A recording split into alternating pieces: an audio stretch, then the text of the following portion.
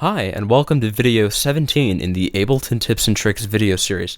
Today I'm going to talk about panning and why it's beneficial for your track. If you've listened to certain mixes, certain mixing engineers have their own way of panning.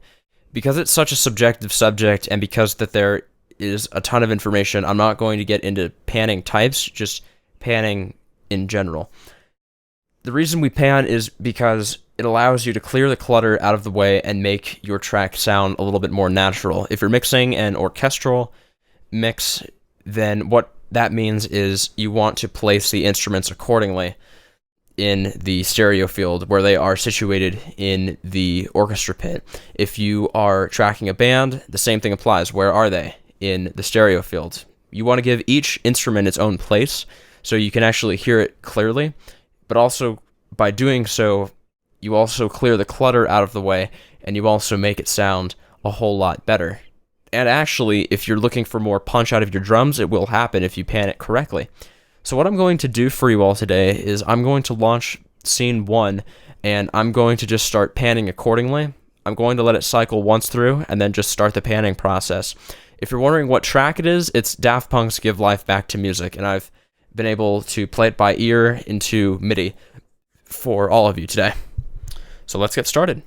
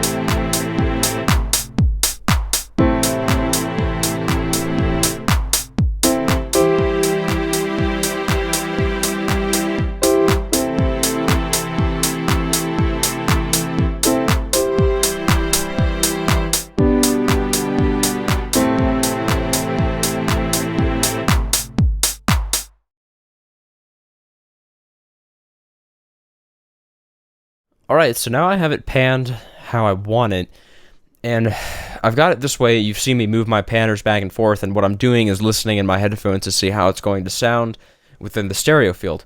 And in this case, what I found was that the viola section and the cello section really wanted to go right, but then to balance it all out, I took my grand piano and I panned it left.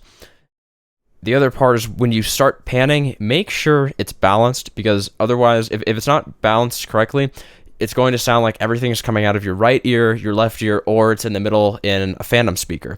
And you don't want that. Balancing it is an art in itself. Panning is an art in itself, and if you get it right, your mix sounds excellent. So that's the end of this video. Again, take care, and thanks for watching.